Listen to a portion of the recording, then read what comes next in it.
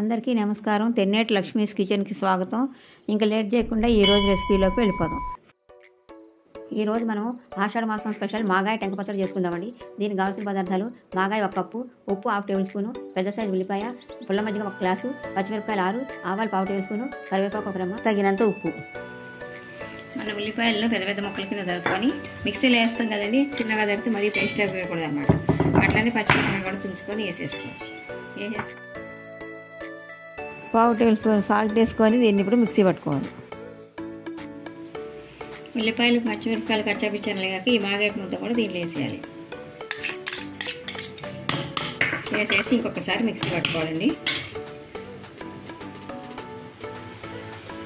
ఉల్లిపాయలు పచ్చిమిరపకాయలు బాగా వేసి గ్రైండ్ చేసుకుంటే ఇట్లా పేస్ట్ లాగా అవుతుందండి.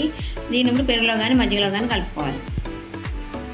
నేను ఇప్పుడు కొద్దిగా పుల్ల మజ్జిగ తీసుకున్నానండి. 1 గ్లాసు పుల్ల మజ్జిగ తీసుకున్నా. దీంట్లో గ్రైండ్ చేసిన పేస్ట్ మొత్తం వేసేసుకోవాలి.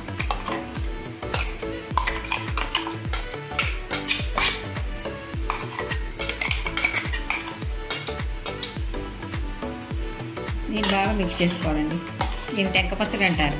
ఈ మునగాకు పప్పు కూరలోకి ఇదే చేసుకుంటారు. ఆషాఢ మాసం ఆదివారం రోజున తినాలని ఆంధ్రాలో అందరూ చేసుకుంటారండి. ఇవాళ 4 వారాలు వస్తాయి కదా. ఇష్టం ఉన్న 4 వారాలు చేసుకోవచ్చు, లేకపోతే 1 వారం చేసుకోవచ్చు, కానీ తినాలి శాస్త్ర ప్రకారం.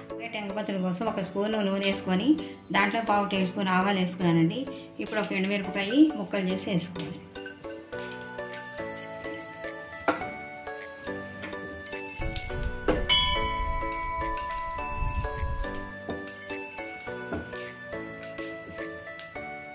ఇది కొంచెం వేగాక ఆవాలు చుట్టుపట్టు మన్నాక కొద్దిగా కరివేపాకు వేసుకోవాలి.